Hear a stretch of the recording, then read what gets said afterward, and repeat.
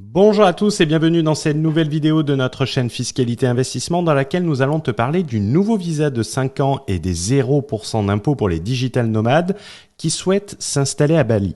Vidéo excessivement importante si tu es intéressé à t'installer à Bali ou même si tu y es déjà, donc reste bien jusqu'au bout.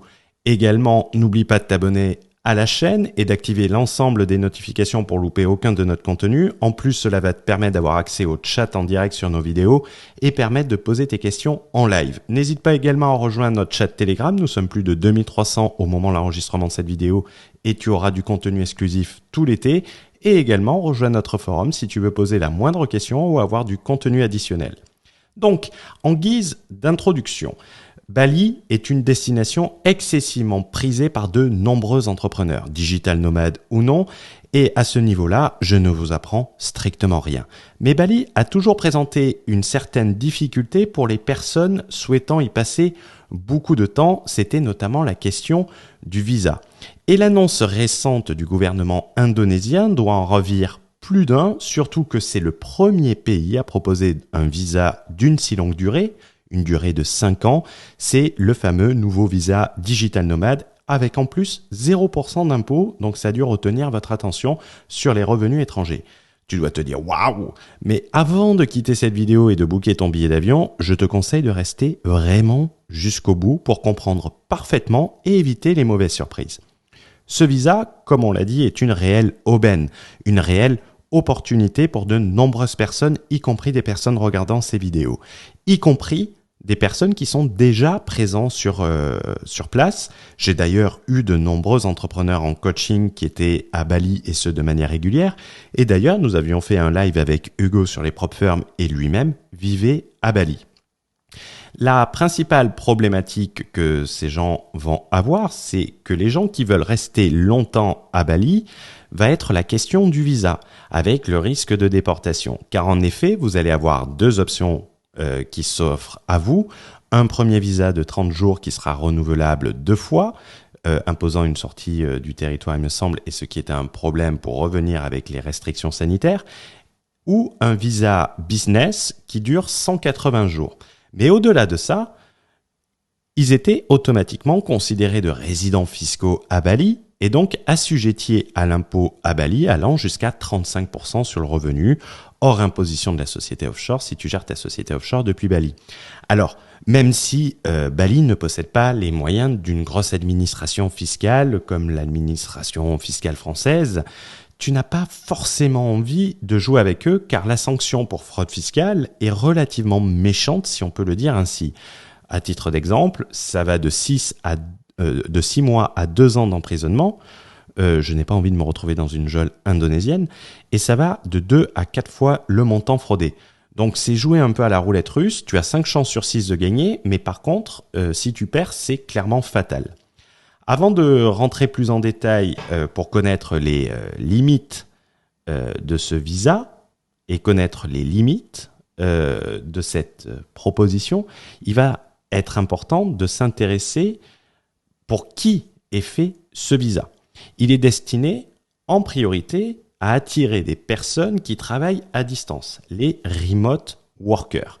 Donc, on se dit que c'est exactement ce qu'il nous faut en tant qu'entrepreneur. On travaille depuis l'étranger puisque la société, on ne va pas faire sa société à Bali pour avoir accès à Stripe, PayPal et compagnie. Son premier but à ce visa est d'éviter, et c'est expliqué clairement dans les textes et les articles de presse et les interviews, et je ne parle pas d'articles de presse issus de Gala ou de Closer, c'est d'éviter la double taxation, et donc le conflit de résidence fiscale où tu vas être taxé dans 2 pays.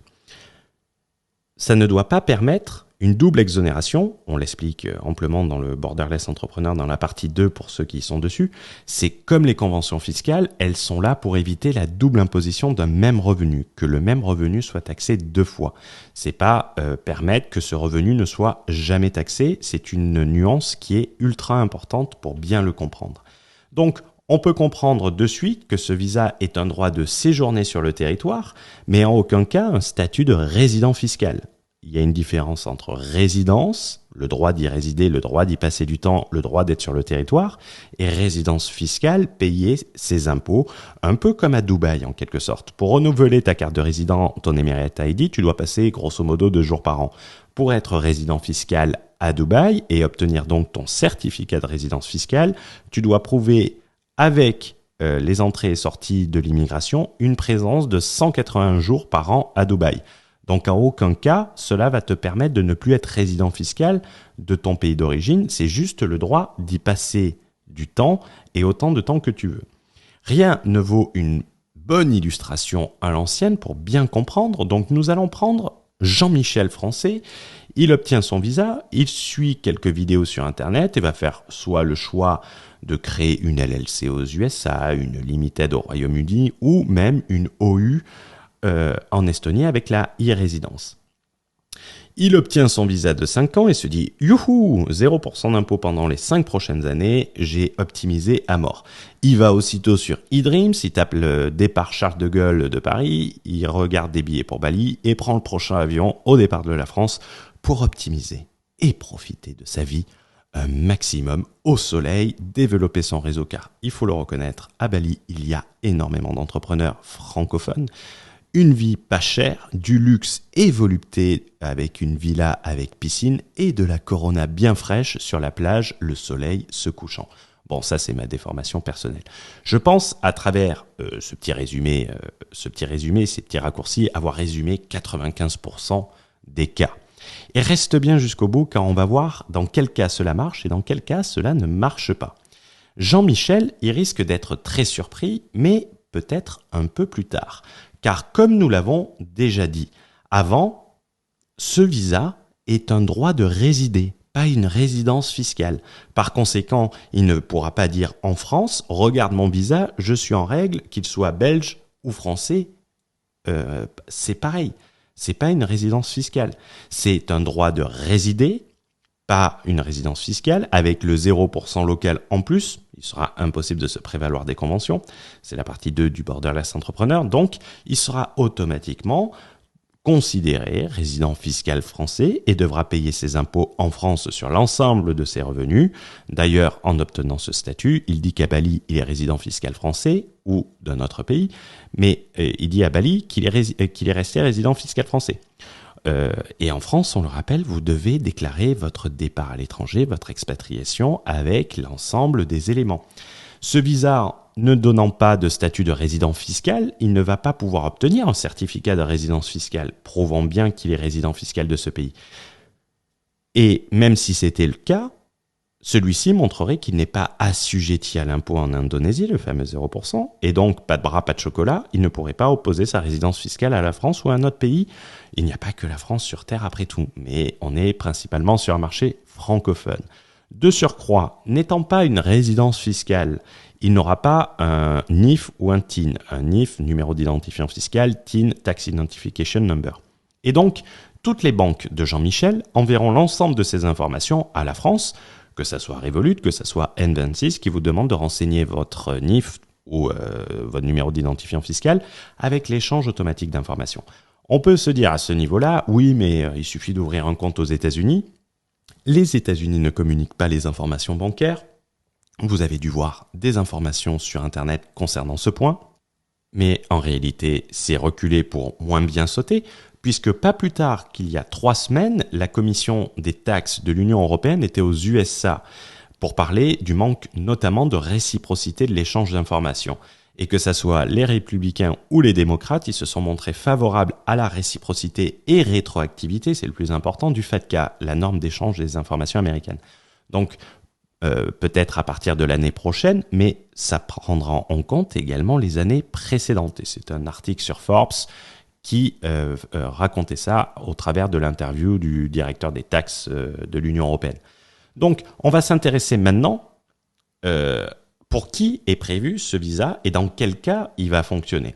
Il est prévu pour des employés, des remote workers. Et remote worker ne veut pas dire forcément remote entrepreneur, société offshore. Je vais te prendre un exemple très concret. Cet exemple est celui de Christine, une amie perso, qui est responsable marketing dans une grosse agence de communication à Londres nommée Infobip. Cet exemple est parlant puisque depuis la pandémie, Christine, elle a été mise en remote work en permanence, sauf pour 2 réunions par an, généralement qui sont en octobre. Donc en réalité, elle peut soit faire le choix de travailler d'où elle veut, ou aller au bureau, c'est son choix, elle est libre. Et personnellement, elle en profite pour voyager énormément, puisqu'elle travaille depuis son ordi portable, avec des Zooms, des mails et Microsoft Teams. Donc elle est soit aux Canaries, soit au Portugal, soit au Maroc, l'Espagne, également en Italie, et je pense que cet été elle est en Estonie, c'est l'agence de com qui gère Bolt et qui s'installe en Estonie. Elle est résidente au Royaume-Uni. Son salaire est versé au Royaume-Uni par une société britannique. Elle paye son impôt sur le revenu là-bas, elle paye ses cotisations sociales là-bas et elle dépend de la sécurité sociale du Royaume-Uni. Disons que si elle voit cet article de visa en Indonésie et adorant la spiritualité et profiter un maximum, un endroit propice pour travailler, si elle décide d'aller en Indonésie en janvier 2023, elle va avoir les 2 situations. On va voir tout d'abord la situation avant la possibilité de visa. Avant la possibilité de visa, c'était très simple. Elle pouvait faire le visa de 6 mois ou 2 visas de 30 jours.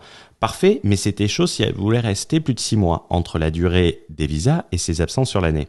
De plus, en y passant plus de 6 mois, elle devient résidente fiscale de manière automatique en Indonésie. Elle doit payer de l'impôt en Indonésie sur ses revenus mondiaux, en plus de l'impôt qu'elle paye déjà en Angleterre. Et expliquer à la fin qu'en fait, elle paye déjà son impôt en Angleterre, qu'elle paye ça, et faire un conflit de résidence, des courriers recommandés pour dire non, finalement, je ne suis pas résidente indonésienne. C'est long, c'est chiant et c'est coûteux. C'est aussi simple que ça. Aujourd'hui, avec le visa, si le visa est mis en place par exemple en janvier 2023, elle peut y aller autant de temps qu'elle veut, même si elle va rester plus de 6 mois sur place. Elle n'aura pas d'impôt en plus à payer puisque ses revenus proviennent d'Angleterre, qu'elle paye son impôt au Royaume-Uni. Elle n'aura pas une taxe fiscale supplémentaire en étant en Indonésie. C'est exactement comme le nom-d'homme britannique. Tu peux passer autant de temps que tu veux sans te faire taxer une 2e fois sur les revenus que tu rapatries, que tu gagnes à l'étranger. C'est excessivement important. Et tu peux te poser la question, mais donc comment en profiter quand nous sommes français ? Quand tu vas être français, pour profiter de ce statut, en réalité, il va falloir tout simplement déjà avoir une résidence fiscale dans un autre pays que la France si tu ne veux pas être taxé en France. Car comme nous l'avons vu, c'est un visa, ce n'est pas une résidence fiscale et donc tu ne peux pas l'opposer. Et comme nous en avons déjà parlé dans plusieurs vidéos, pour ne plus être résident fiscal français, il va falloir pouvoir opposer une résidence fiscale à l'étranger. Il ne suffit pas de partir de France, puisque tu dois déclarer ton expatriation l'année suivante et apporter notamment un certificat de résidence fiscale pour prouver ton départ. Également, il va falloir que tu choisisses un pays qui ne requiert pas une présence minimale sur le territoire. Attention, ça veut pas, t'as pas besoin de passer 183 jours sur le territoire pour être résident fiscal. Il y a d'autres critères que tu dois remplir toute l'année. Et attention également de les remplir suffisamment bien pour pouvoir opposer cette résidence fiscale à la France. J'en ai déjà parlé dans une vidéo précédente et j'y insiste dessus sur le Borderless Entrepreneur. Il y a une différence entre obtenir une résidence fiscale et pouvoir opposer cette résidence fiscale. Obtenir une résidence fiscale, c'est 5% du taf. Pouvoir l'opposer, c'est 95% du taf. Pouvoir l'opposer, c'est tout simplement si un pays vient à vouloir vous taxer, de pouvoir opposer cette résidence fiscale pour pas qu'il vous taxe. C'est aussi simple que ça. Également, il va falloir prévoir de se faire employer par une société. Vous pouvez vous mettre à plusieurs et constituer une société ensemble qui vous versera des rémunérations dans le pays de votre résidence fiscale, qui payera les cotisations sociales et ses revenus ne seront pas taxés en Indonésie, mais à partir du moment où vous allez gérer une société depuis l'Indonésie et ce de manière permanente, cette société sera taxée en Indonésie sur le principe de la substance. Rappelez-vous les peines pour fraude fiscale. Peu de chances de se faire gauler, mais avec ces visas, on sait exactement les gens qui passent beaucoup de temps, c'est-à-dire on sait où regarder. Et l'Indonésie saura où regarder. Il n'est de si bonne compagnie qui ne se quitte, donc il va être temps pour moi de conclure. Le visa de 5 ans, c'est une superbe opportunité car c'est le visa le plus long. Si on compare aux autres pays offrant ce type de visa pour un remote worker, par exemple, Dubaï offre un visa de 1 an renouvelable. L'Estonie, c'est exactement pareil et d'autres pays proposent 2 ans.